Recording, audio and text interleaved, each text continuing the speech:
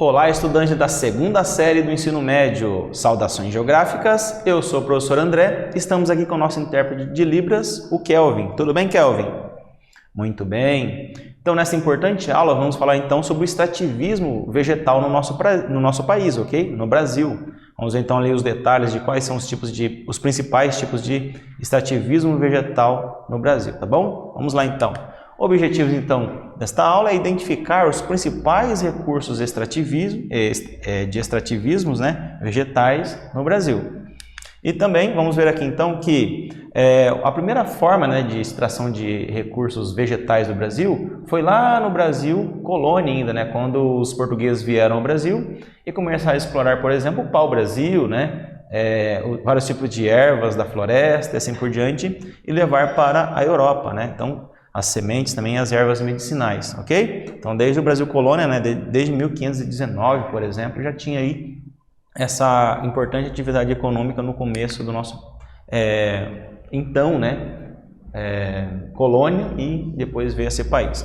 Vamos só relembrar aqui que extrativismo, então, é o quê? Tudo que é extraído da natureza, no sentido aqui, de forma natural. Olha aqui então, tem a exploração de recursos minerais, como por exemplo o carvão e o ouro, É um tipo de extrativismo. E tem também o extrativismo animal, como por exemplo a caça, A caça aí no caso ali, de várias espécies da floresta, como na época, as antas, por muito mais índios, etc., do que a população como um todo, E também a pesca, E claro que isso aí ao longo do tempo, Por exemplo, os exploradores também do sertão do nosso país começaram também a extrair esse tipo de caça. E também temos aqui então o tema da aula, que é a extração vegetal, que aí sim, por exemplo, a extração do látex, a extração então do açaí, que nós iremos citar vários aqui, tá bom? Então é a mais antiga atividade humana, o extrativismo. Porque é muito mais fácil, você ser um catador-coletor do que, por exemplo, plantar, uma produção. Vamos pegar um exemplo, plantar mandioca e poder fixar residência. Então, no começo da humanidade, foi mais a coleta do que isso, ok? Claro que permanece isso até hoje, dado algumas circunstâncias peculiares, que nós vamos tratar aqui. Bom, então, o extrativismo vegetal então é o que? Consiste então na simples extração de produtos vegetais, das florestas, por exemplo, que são importantes para as atividades humanas, Vamos falar então como a madeira, os óleos, os frutos, a borracha, entre outros. E não devemos confundir-se então com a agricultura. A agricultura já é você cultivar o solo, você já vai tirar a vegetação original de lá, E, por exemplo, produzir milho, produzir a mandioca que nós citamos aqui, Produzir soja, enfim. Então já é diferente, tá bom? Então, extrativismo, o homem então somente coleta esses recursos da natureza. Então ficou bem explicadinho aqui. Vamos lá. Vamos começar pela madeira, então, que é um dos primeiros tipos de extrativismo no Brasil, como, por exemplo, a extração do pau-brasil, Então é um dos produtos mais visados no extrativismo vegetal no nosso país. Normalmente é extraído então ilegalmente, por exemplo, na Mata Atlântica, que sobrou aí menos de 10% de toda a vegetação original. Extraindo o pau-brasil, por exemplo, a peroba e outras madeiras que são importantes aí, que são madeiras de lei. Também na floresta amazônica, temos a exploração de árvores bem grandes, como o MOG, e são árvores de lei. Mas o que vem ser então as chamadas madeiras de lei, Vamos ver aqui então.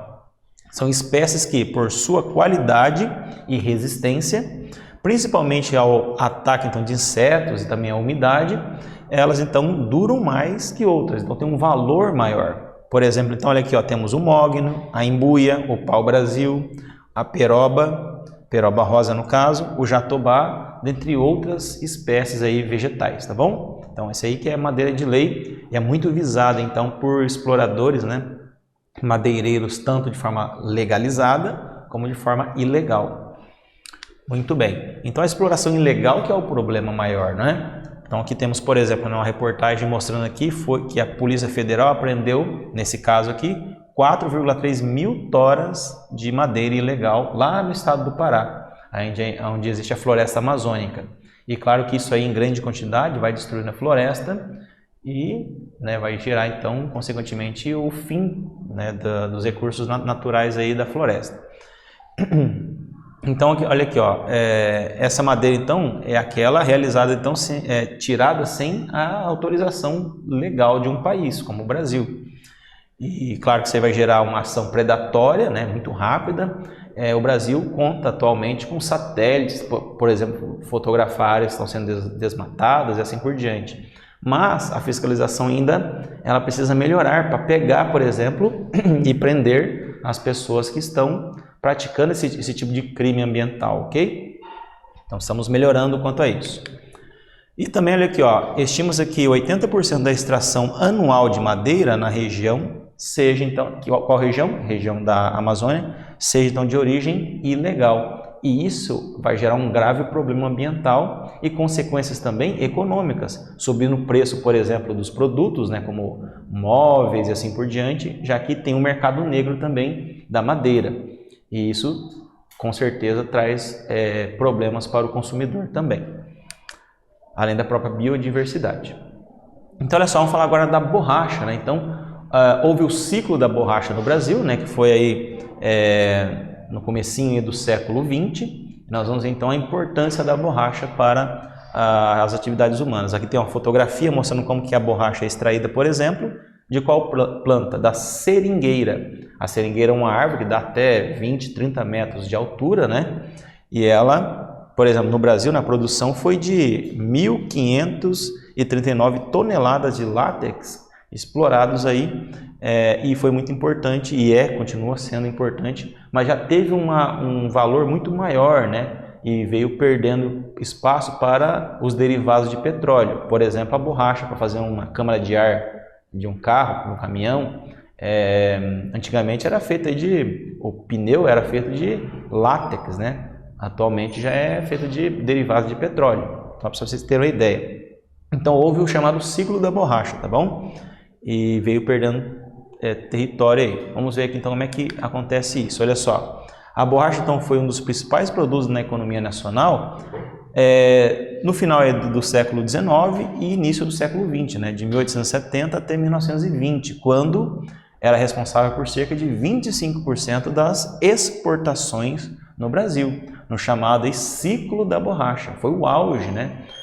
Cidades como Manaus, né, foram muito beneficiadas pelo ciclo da borracha, ok? A extração do látex e a exploração da árvore seringueira continuam sendo tão importantes fontes de renda para milhares de famílias, né? Os chamados seringueiros, né? As pessoas que vão lá no meio da floresta e extraem látex dessa região. A seringa, né, é uma matéria-prima para mais de 30 mil itens, imaginem, né? Que vão de tinta até medicamentos. Então são muitos tipos aí de derivados do látex. No entanto, né, a fabricação de borracha é o principal uso do látex, ok? E essa espécie então é a Hevea brasilis, ou brasiliensis, melhor dizendo. É a espécie mais importante então das espécies de seringueira aí, tá bom? As árvores atingem então de 20 a 30 metros de altura e a largura então de 1 metro a 1,5 metro aí de diâmetro, tá bom? Muito bem. Vamos então propor a nossa primeira atividade aqui, olha só. Explique qual a importância do combate ao extrativismo vegetal ilegal para o equilíbrio ambiental e econômico. Então responda então e em seguida retornaremos com a solução.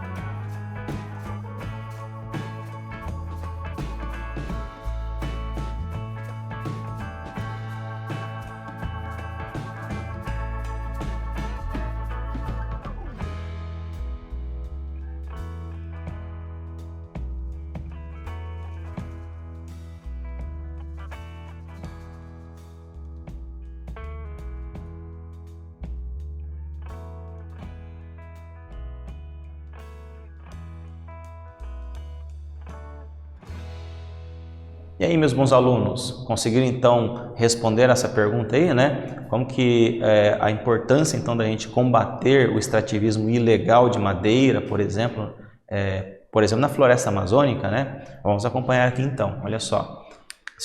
Combater o extrativismo ilegal, olha só. O combate ao extrativismo vegetal ilegal, ele é importante para que novas gerações possam também ter acesso, né, a esse tipo de matéria-prima. Porque se a gente explorar tudo agora, de forma irracional, vai faltar para as futuras gerações. E claro que isso vai gerar um grave problema ambiental também, né? Essas espécies pertencem a biomas, e esses biomas estão integrados, né? E animais podem sofrer com isso e assim por diante também, e sumir. Então, gerando um desequilíbrio, né, na biodiversidade, refletido então por uma atividade humana de exploração ilegal, tá bom? Então, esse extrativismo vegetal ilegal deve ser combatido devido a este e outros fatores também. Muito bem. Vamos falar agora do babaçu, né? Uma planta lá da região entre o norte e o nordeste do Brasil. Vamos ver então? Região aí do Maranhão, Piauí e o Tocantins também. É extraído de uma palmeira que compõe então a mata de cocais. É uma região de transição entre a floresta amazônica e a região do a região do sertão do Nordeste. Então, a região intermediária ali que tem a mata de cocais. Então, encontramos então nessa região que eu já citei ali os estados, né? É importante em aplicações industriais e alimentícias. Economicamente, é uma das plantas mais importantes do Brasil, devido então à sua aplicação que nós citamos aqui, né? Que tem uma variedade muito grande para a indústria e para o setor alimentício, né? Fornece matéria-prima para produtos como sabão, né, detergentes, margarinas e combustíveis também, né, como biodiesel. A produção foi de 83.917 toneladas de amêndoa, então, que é um bom número, né? Ok? Então aqui tem, por exemplo, né, a planta, né, e cada uma das amêndoas aí, ok? Dentro de cada uma delas tem amêndoas, né? Que tem vários dentro aí, de 4 a 5, né? Dentro de cada um desses coquinhos aí que vocês estão vendo. E aqui está mostrando, olha só, a árvore é aproveitada integralmente, né? Você utiliza as folhas para funções também, o caule, o coco e as amêndoas, né? As sementes, né? Dentro do coco, que são as amêndoas. Tudo isso aí é útil. Por exemplo, as fibras das folhas são usadas então para a fabricação de cestos. Esses cestos então são utilizados ali então também para transporte dos próprios cocos, né? Para depois tirar as amêndoas. Também gaiolas e esteiras também. A casca do coco dá um ótimo carvão, então eles usam para queimar isso daí. E empregado então na indústria. O caule serve como uma estrutura para construções, né? Poder colocar laje, fixar a laje, assim por diante. Com o miolo do coco é possível então fazer o mingau e a farinha, né? Que a população local utilizam muito para se alimentar, né? Sobretudo as crianças também. Com o coco de babaçu, então ele tem de 4 a 5 amêndoas, né?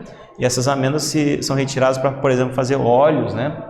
E na produção também de alimentos, sabão e combustíveis, tá bom? A população então que explora, né, o babaçu é chamada então de babaçuais. Vive então da quebra de coco e da extração das amêndoas, ok? Essa é uma atividade tradicionalmente feminina, porque ela é mais delicada ali e assim por diante, ok? Então, as mulheres são as que mais desenvolvem essa atividade da quebra do coco para extração das amêndoas. Muito bem. Então a carnaúba é uma outra planta da região do Nordeste. Nós vamos focar aqui então no emprego dela, né, para as atividades tanto industriais como alimentícias. Vamos ver então? A carnaúba então é chamada então de árvore da vida, porque tem extração, por exemplo, lá no Piauí, no Ceará e no Rio Grande do Norte. É totalmente aproveitada, assim como o babaçu, pois da sua folha, né, se produz então a cera. Essa cera ela é muito valorizada na indústria eletrônica, tá bom? Do caule e da madeira também, e das raízes, né? Essa cera aqui é uma curiosidade, né? É usada para fazer chips, né? Chips de computador, de celular e assim por diante. É um dos componentes então na fabricação desses produtos eletrônicos. também fazer medicamentos, tudo isso então é muito importante. A cera então é destinada para a fabricação de cosméticos, plásticos, tintas, lubrificantes, impermeabilizantes e vernizes, assim como também muito utilizado na produção de discos de vinil e baterias também, ok? As baterias aí são utilizadas. Então, eis a importância desse tipo de produto vegetal. Vamos falar agora então do açaí. Então, você já tomou, por exemplo, um sorvete de açaí, né? Açaí na tigela, né? Se popularizou no Brasil inteiro, né? Inclusive, é um produto de exportação, né? Outros países estão começando a valorizar o açaí brasileiro. Vamos ver aqui então, né? Aqui tem um cacho, né? Com vários frutinhas de açaí, vários coquinhos, né? Vamos dizer assim. Então, ele ocorre aonde? Na região amazônica, é onde então essa planta, né? Ela é natural dessa região. Então, ela é importante fonte de renda para muitos povos que vivem às margens dos rios, por exemplo, né? Vivendo da pesca e também da extração do açaí, que aproveitam seus frutos, o palmito e as sementes. Praticamente também toda aproveitada ali. Tradicional em pratos com peixes amazônicos, o açaí teve então sua demanda multiplicada desde os anos 1990. Se popularizou muito o açaí, né? Conforme já falamos aqui, como complemento alimentar e matéria-prima de sucos e doces mundo afora. Então, tem muitas sorveterias, gelaterias aí que fornecem então o açaí aí para o consumidor. Então, produção 198.149 toneladas do fruto, né? Então, cada vez mais bate recordes aí de produção. Agora vamos falar da castanha do Brasil, né? Também conhecida como castanha do Pará. Você já comeu castanha do Pará, né? Ela é uma fonte importante de nutrientes, né? Se não me engano, selênio também para fortalecer o cérebro, né? E manter ele bem ativo, as conexões ali e assim por diante. Então ele tem muitas propriedades medicinais também importantes devido na amêndoa, né? Tem muitas vitaminas ali. Então é encontrado então, na região norte do Brasil. É uma das espécies mais altas da Amazônia, né? Pode atingir de 30 a 50 metros aí, então. Desempenha um papel muito importante na subsistência, ou seja, na vida, né, das pessoas, para manter essas pessoas na região da Amazônia, ok? Muitas famílias lá, e realizam o extrativismo e a comercialização desses produtos. Você já deve ter visto isso aí em algum supermercado, né, para comprar, então. Normalmente chega aqui relativamente caro para o consumidor, né? Mas quem extrai lá da natureza ganha muito pouco em cima disso. Aí o atravessador ganha um pouco mais e até chegar ao consumidor final chega aí a um valor bem salgado, né? Mas compensa devido ao alto valor nutricional desse alimento. Então, sendo utilizado então, diariamente na alimentação e como ingrediente para a fabricação de alimentos, né, processados. Tá bom? Muito bem. Então aqui está a semente, né, assim por diante. Vamos falar então da erva mate. Então sabemos que o Paraná, né, é um dos estados que mais consome a erva mate e é o maior produtor de erva mate que existe, né? Para fazer, por exemplo, o chimarrão, né? Fazer ali o chá por meio da erva mate e também o tererê, né? Que é mais da região centro-oeste do nosso país. Mas o chimarrão no Paraná é o mais usado, né? A erva mate é mais usada para isso, tá bom? Então aqui tem o processo, né? Ele é todo extraído da natureza e é seco, processado, triturado e depois é embalado ali e vendido, ok? A erva mate é um dos símbolos do Paraná, inclusive. Está lá, inclusive, no brasão do estado do Paraná, se não me engano. E foi por muito tempo, né, o principal produto da economia paranaense, tendo seu apogeu, né, sua queda no século XIX. Perdão, o apogeu então é a ascensão, né? Atualmente o Paraná é o maior produtor da erva mate no Brasil, ok? Com a produção presente em 138 municípios dos 399 municípios que temos. Então, olha só a importância. Concentrados principalmente no sul do Brasil, aonde é um clima, né, que já favorece ali a existência da erva mate, tá bom? Somente, por exemplo, em 2019 foram produzidas 547 mil toneladas de erva mate no estado do Paraná. Muito bem, então vamos propor aqui nossa segunda atividade. quais produtos então são oriundos do extrativismo vegetal que você e sua família então consomem? Pare e pense aí de tudo que a gente falou aqui, além de outros, né? Faça uma listinha aí, então, né? Descreva aí no seu caderno, tanto citando os exemplos aí e também descrevendo o processo produtivo desses produtos vegetais aí. Como que você acredita que é o processo de produção, né? Com base então no que foi falado até aqui, beleza? Responda aí e em seguida retornaremos com a sugestão de resposta.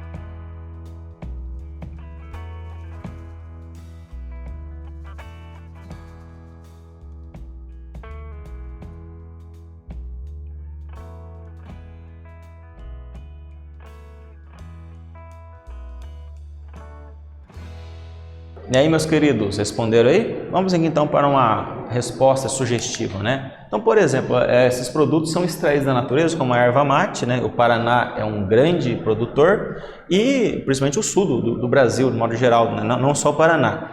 E então, como é que acontece? Essa erva é extraída, ela é seca, né? Em lugares próprios para isso, ela é processada e embalada para servir, então, por exemplo, de chá, ou então servir de chimarrão ou tererê, né? Ok? Temos aqui também como exemplo a castanha do Pará, ou então a chamada de castanha do Brasil, que é extraído da floresta por meio daquelas bolotas, né, grandes, dentro tem várias castanhas dentro, isso é levado, isso é quebrado por pessoas que são os ribeirinhos normalmente, né, extraem isso daí, e depois eles quebram a castanha, estocam isso aí, depois o atravessador leva para os grandes centros urbanos, isso é processado na indústria, e sim embalado e vendido aí de diversas formas, né? Usado como complemento alimentar, tá bom? A borracha também, né? É um outro tipo aí, e você pode usar, por exemplo, né, borrachas escolares, tem aí, ou então aquelas borrachas, né, de seringa, que a gente compra em farmácia, por exemplo, além de uso também em papel, né? O papel branco, então o processo também vai, também aí, em alguns casos, né, vai aí o látex também, tá bom? Tudo isso é extraído da floresta também, e depois é industrializado. Muito bem, então, nessa importante aula aí, nós vimos então sobre o extrativismo vegetal no Brasil, bem como então o uso que se faz aí ao longo do tempo de história do nosso país. Espero que vocês tenham gostado dessa aula. Até o nosso próximo encontro.